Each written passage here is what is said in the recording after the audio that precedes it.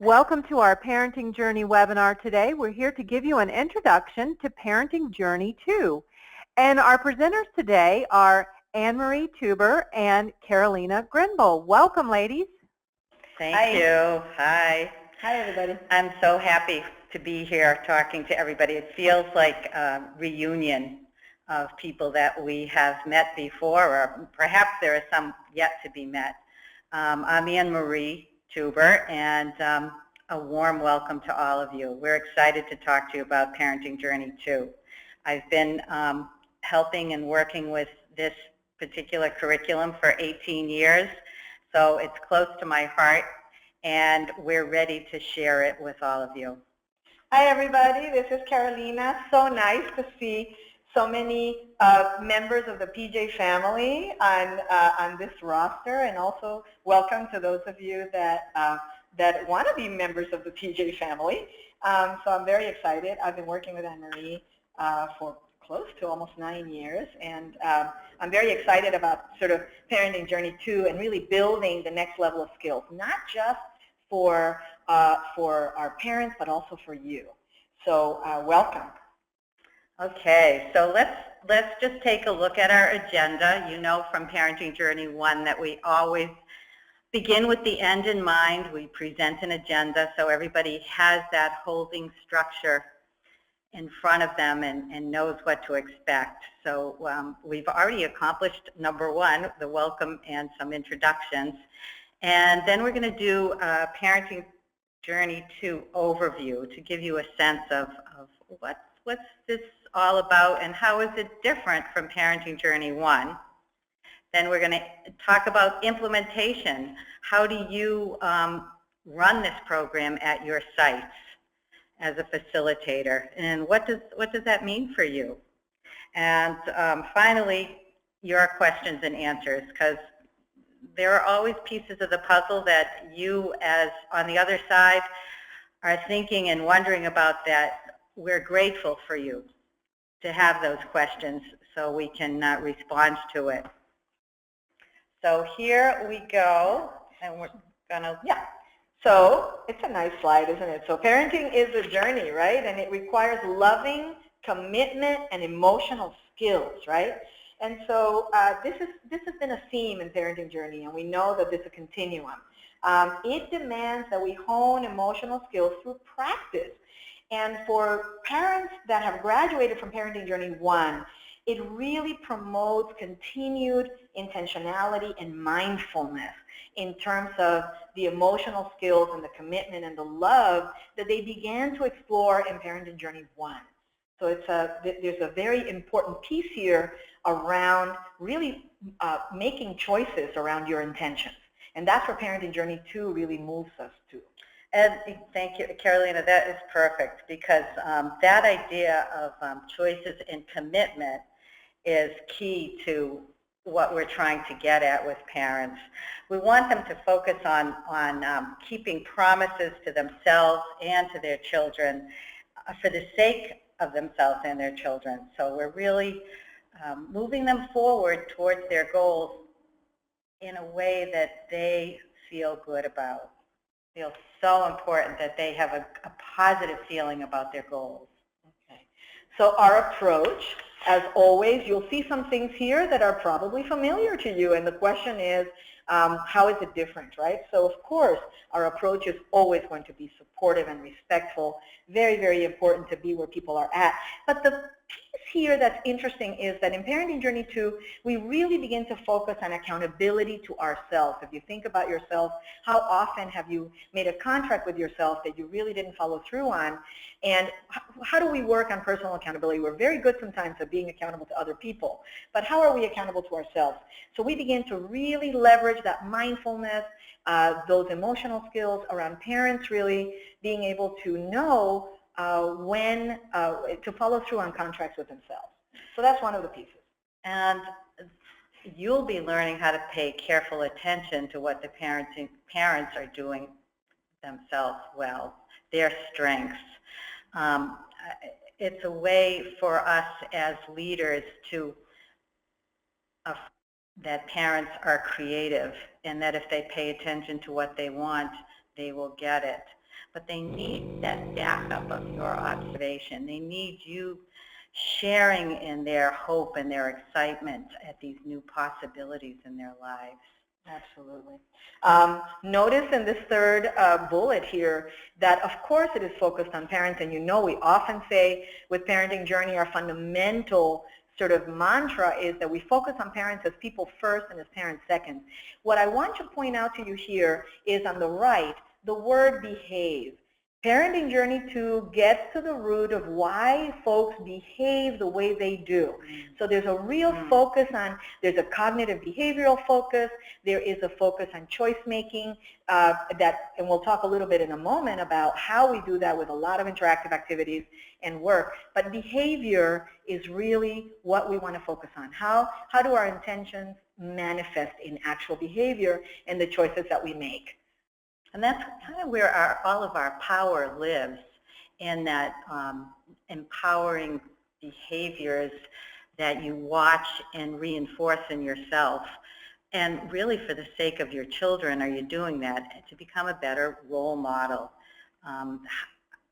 It's important that parents learn how to pay attention to their choices for the sake of their children, and we're excited to help them watch as leaders. Absolutely. And of course it's culturally affirming. Of course all of you call that have been through a Parenting Journey know that we absolutely leverage the narrative of culture, the narrative of core beliefs and how they are honored, and also the constant, especially in the work of acculturation, the constant question that people are asking is, what do I bring, what do I keep from the culture that I come from, and what do I leave behind? And so we, of course, do this, and it's completely connected to the choices that parents are making. Lots of the activities in Parenting Journey 2 offer opportunities for them to explore this more. So, yeah, in terms of what this is, it's all about the continuation of the 12 sessions of Parenting Journey 1. And it's about using the curriculum as your guideline to help parents develop themselves while you hold them through this process. It's about having them learn how to develop new habits of behavior and be attentive to their lives in this thoughtful and sensitive way every week. Parenting Journey 2, it says here, allows parents to examine their current life and circumstances. So that idea of being in the present and really focusing on how to plan for the future is essential to this Parenting Journey 2 program. Lots of interactive experiences are created for the parents. Of course, it mirrors many of the experiences in Parenting Journey 1. So it's not totally unfamiliar. There's still ritual questions, but they're advanced, they're different. They are inspired from PJ1, but they go deeper. We have one of our experts in the room with us, Dolores Reyes. So when we get to questions and answers, she'll bring up some of the experiences she's had with having parents go through this experience so many times. They are using skills that build their cognitive behavioral mindset to get them where they need to be. Sure. So this is a little bit repetitive, but it is a continuation of Parenting Journey 1. And again, everybody, it is present tense.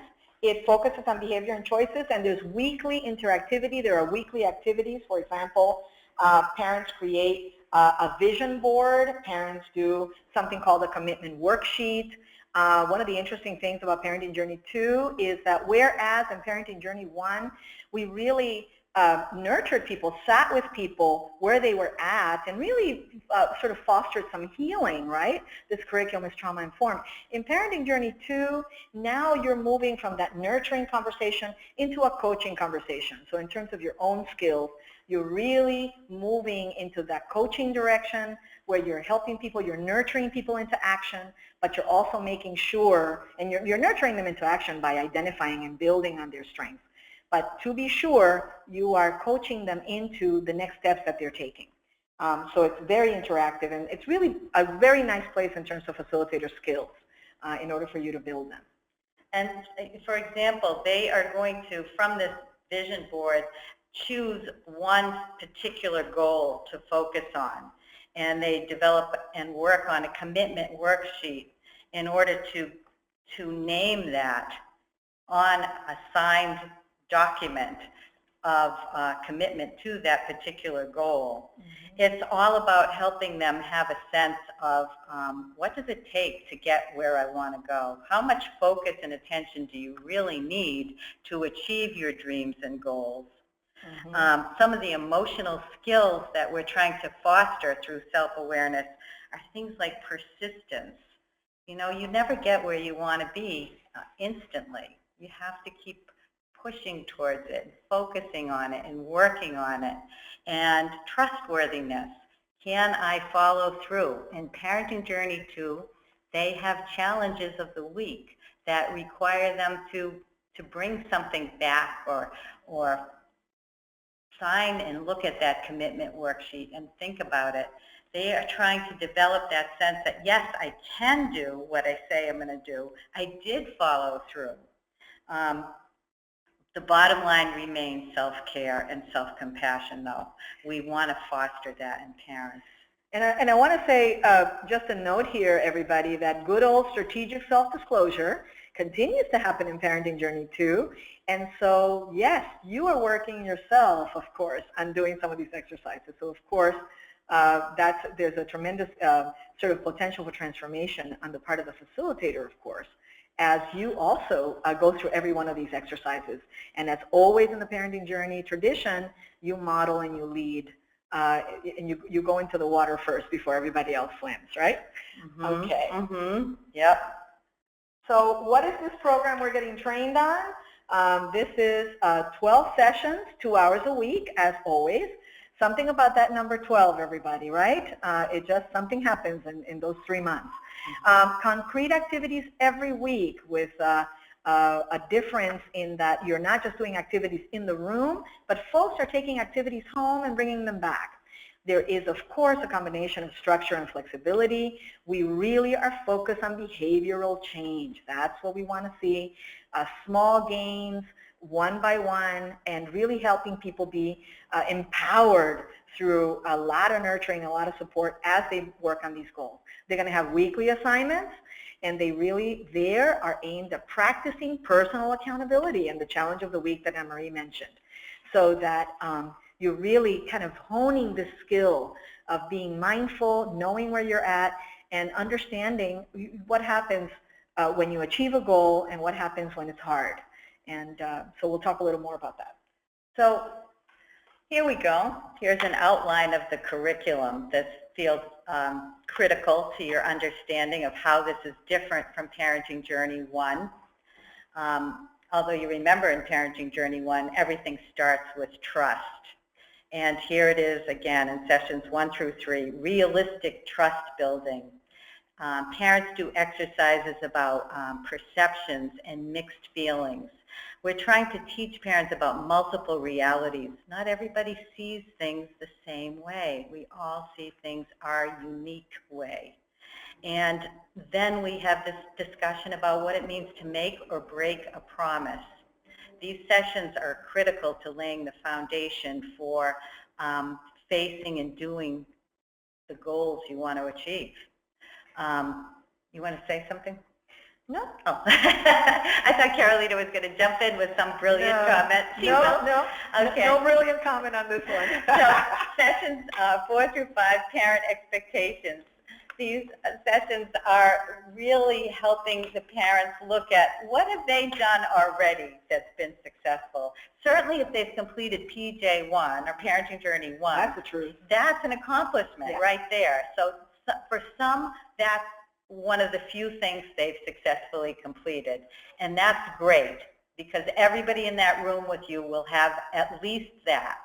Now, for others, there'll be other things they can draw upon and build from in terms of what it means to achieve a goal and learning from their role models. What did they learn from their parents?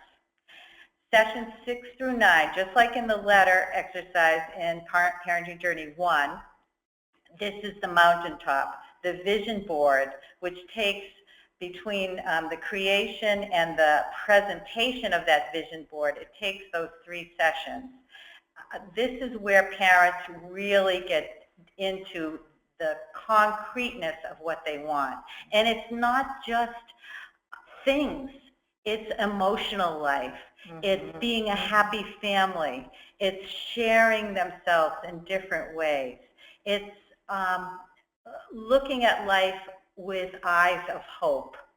And that is created through that collage or vision board that we develop with them. And then finally, and these are critical sessions, it's the follow-up to this vision board.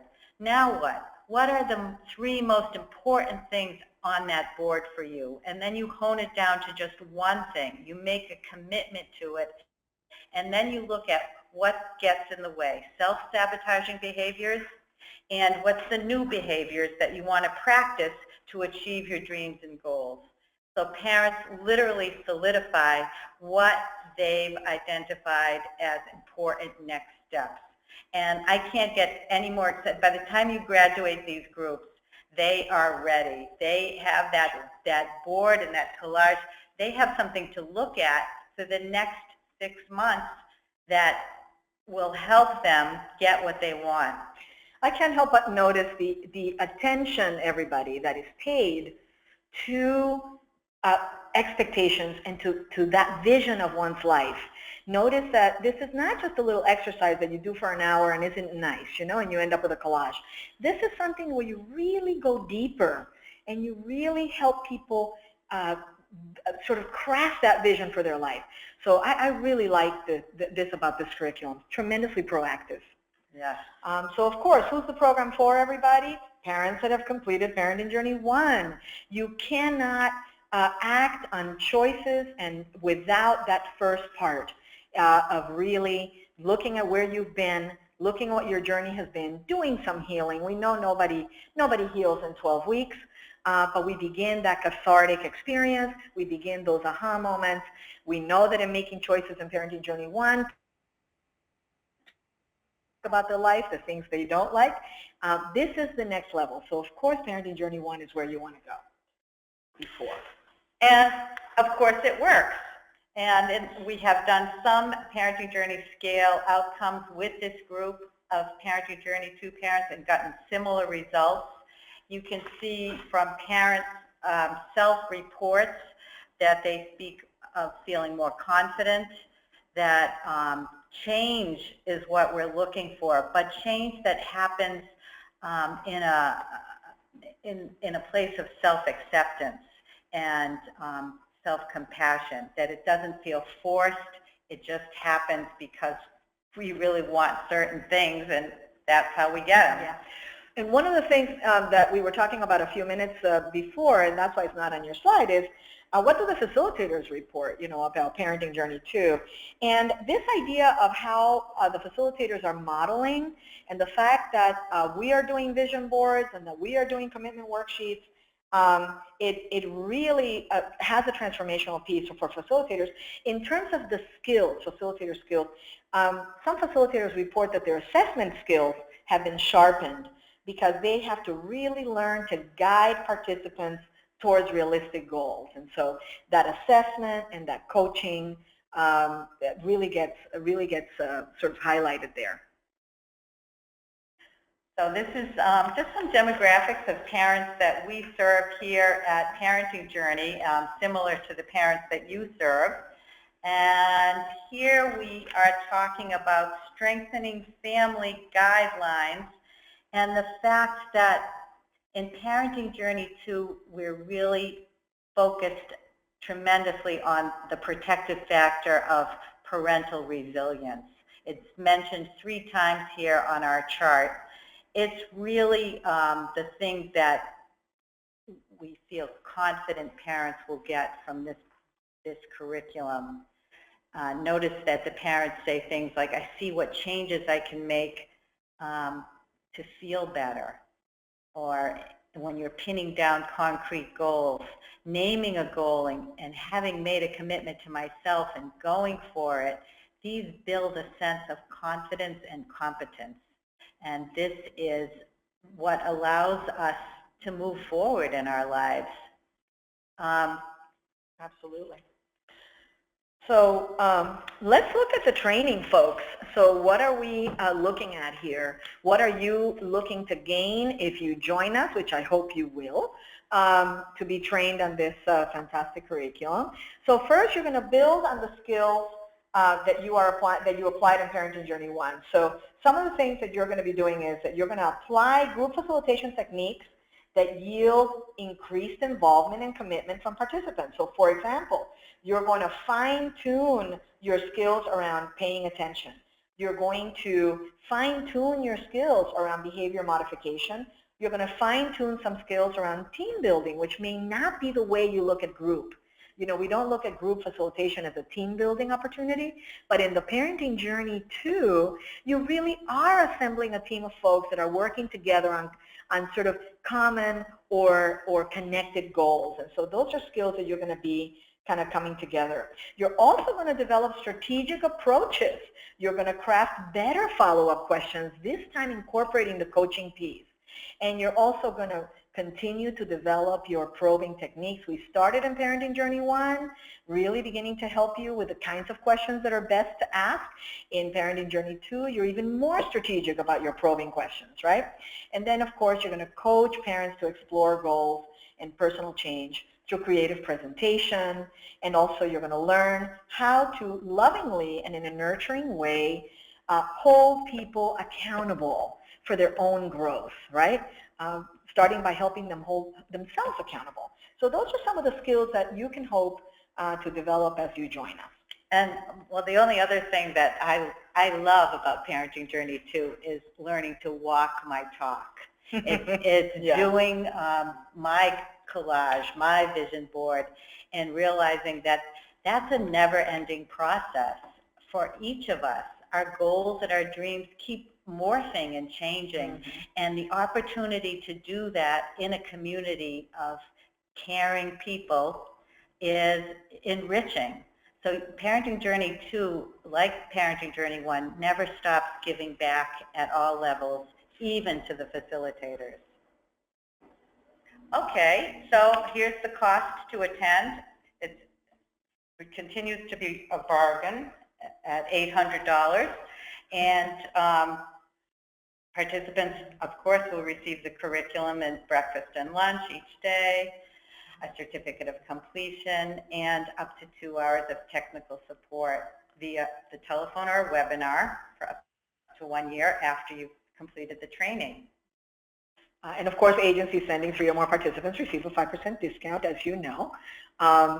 So in terms of the professional profile of the folks, for those of you that are thinking about sending staff to the November 2nd to the 6th New York City training, and Anne-Marie is going to tell us more about others, you, as always, want somebody who's been trained. Well, you want somebody, of course, that's got emotional intelligence and comfort in dealing with emotions. We always like folks that are ready to sort of walk through this. Staff should really be trained in Parenting Journey 1, folks, and have facilitated at least 1 group.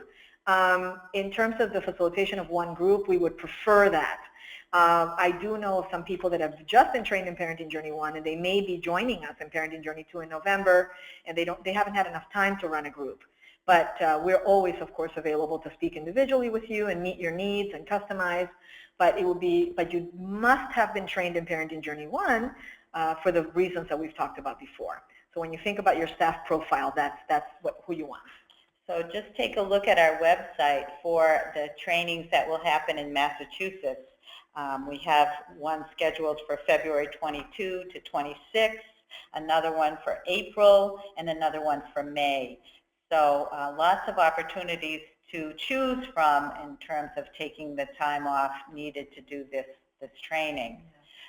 Also, I forgot to say, everybody, that another part of the group profile, the group leader profile, is folks who want to improve and develop their facilitation skills. if you yourself or your staff are folks that have been trained in Parenting Journey 1 and you want to bring your own skills to the next level, if you want to integrate pieces of coaching into your clinical practice, this is a really good program to come to. And so I just wanted to put that out. Thank you. So I think we're going to take some questions. Lee is going to read them to us. And here's Carolina's contact information for registering for Parenting Journey 2. November 2nd through the 6th, Anne-Marie and I will be conducting this training in New York City. And we are incredibly grateful for all of you who are sitting here listening and hopefully interacting with us through your questions. So Lee, we're looking forward to hearing any questions that may have come up.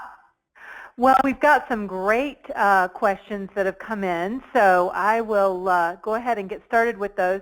We had a question from Michelle who says, how many participants should you have to have a successful group? Could you have a successful group with 3 or 4 participants? So 3 or 4 participants would make it less dynamic, I think, than you would want it to be. I would try to get at least 6 people and hold on to them. They would have to be 6 strong candidates, only because you want that energy to be maintained for the 12 weeks, and you will get somebody or 2 people that might not show up, and suddenly you're down to a group of 2. You really need to start with that a larger number. At Parenting Journey, we often talk, everybody, about a recruitment goal and a retention goal.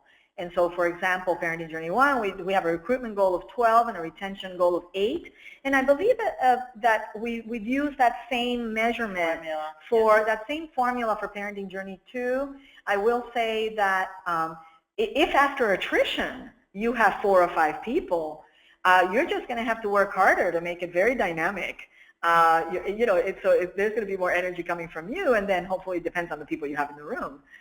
You may have a very dynamic process, but you'd never want to start with such a small group because you are going to have attrition. Life gets in the way, and people may not be ready for this particular journey. Experience. Yeah. Yeah, but there's nothing wrong with you no matter what. However it turns out, it turns out. Oh, yeah. But beginning with that thought, that you need 8 is a good thought. So, okay. Something else? Yeah, speaking of retention, there was a question from Sasha that sort of dovetails right onto this, and she says, hi, Sasha. She says, I'm still struggling to get parents to commit to a weekly group. How do I improve retention and market this to them? Yeah. Do you want to? And we have Dolores, our recruitment expert, in the room. So I think you always want to recruit a larger number of people than you're actually going to get in the room. So it's like having a party. Inviting more than you expect to show up is realistic. Yeah. I think, Sasha, that you're probably, and I'm sure you're doing this already, you're trying to assess what the barriers are to coming back. And so, I know that, like I said before, life gets in the way. We often talk about trying to figure out what are the incentives, both emotional and personal, and also other incentives to have parents come. Anne-Marie, talks about, we always talk about this early childhood sort of approach where you put up an attendance board on the wall and people literally can come up to it and see that they're having, excellent attendance, perfect attendance. And so there are different ways, but you really also want to assess. And also, I would suggest, like we always do, if you're having an issue, bring it to the group. And so maybe you might want to bring it to the group for everybody. It seems like many of us are having difficulty coming back once a week. Why don't we all talk about it? And so you might be able to just gather, the motivation from a group perspective rather than individual. So, if you're having an issue, I always say bring it to the group and let the group help you. Hi, Sasha. This is Dolores. One of the main things that I do to keep retention going is I make phone calls to each and every group member. But one of the first things I do, let me just go backwards a little bit, is I do the intakes, or I review the intakes. I find out what's going on in a person's life, and as I'm doing the group, I can address certain issues as they're going along with keeping to the fidelity of the curriculum. When I make the calls, I address something that may be happening in the group with that particular person. I'm also a person that observes body language and the dynamics with other group members to check for any barriers or difficulties that may be interfering in the group process that will lead to a person not coming back to the group. Yeah. So there are many, many different ways, but the main one is connecting with your group members, being empathetic at all times, and being direct, not sugarcoating any of the behavior, but being there for that person as if you're walking in that person's shoes. Brilliant, brilliant. Noticing what's going on in the room is probably one of the biggest things that You can, lose people that way. you lose people if you're not noticing. That's why you want to come to this training, because this is advanced awareness for your leadership. Other questions? Yes, there's another question here from Michelle. She says, is there a specific age group that should be targeted for this? No. You always want to keep in mind being developmentally appropriate. For example, with parenting journey facilitators that are working with young adults and teens, you know, we have that awareness that they're currently being parented, that they're currently having other issues and systems that are impacting their life. There is absolutely no specific age group. You just want to be developmentally appropriate in terms of your strategic interventions with those particular folks, and really putting yourself in their shoes and seeing, you know, if I'm 22, is that going to be different than if I'm 55 and feeling like there's some goals that I didn't achieve, and feeling down about that, or feeling a sense of hopelessness because, you know, some things didn't happen for me when I was younger. So, you know, you want to be attuned into that. But everybody, you could be 80 years old and working on very, very, very important goals. Okay, And good. Michelle, one of the other gifts on Parenting Journey 2 is that there is a take-home assignment which helps you to get in, which will help that person to get in touch with self. And when that person comes back, they're able to articulate and identify what's going on with their self, whether they're 22 years old or 49. But I would also stress the fact that if you are having a group and it's all adults, you want to make sure that your adults are at least 18 years old, because when you add someone in who's a little bit younger, like 16, they don't particularly fit in that area of the group. Yeah. Thank you. Good input. Good. Other Good. questions, Lee?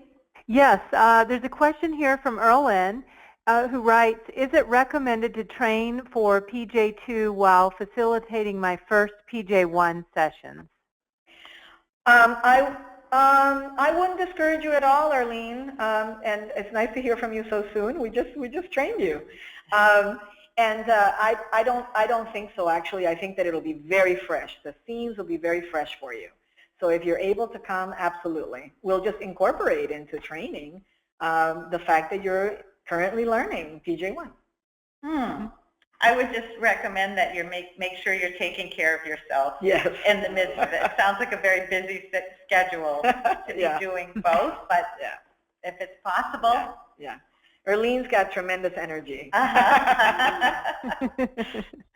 Well, a follow-up from her, she's wondering where the April and May trainings will be taking place.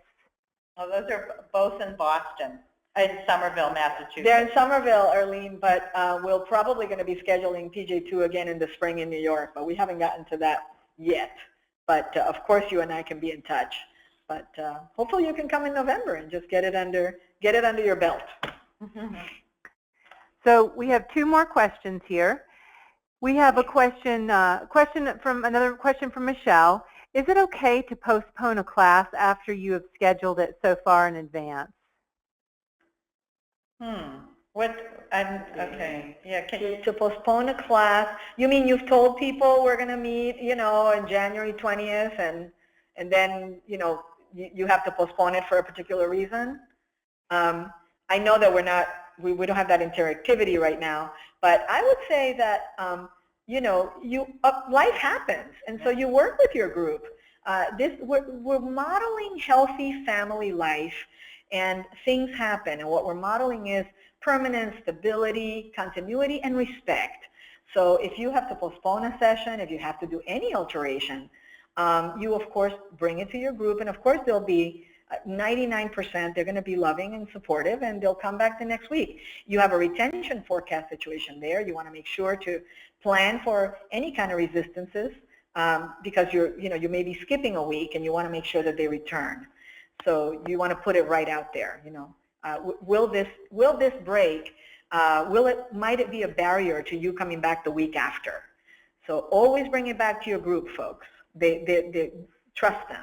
Yeah. They're going to take care of you. And you're modeling that healthy parenting, that there are glitches in life, and sometimes we do have to disappoint our children, just like we might be disappointing the group by having to delay something that they're looking forward to. Absolutely.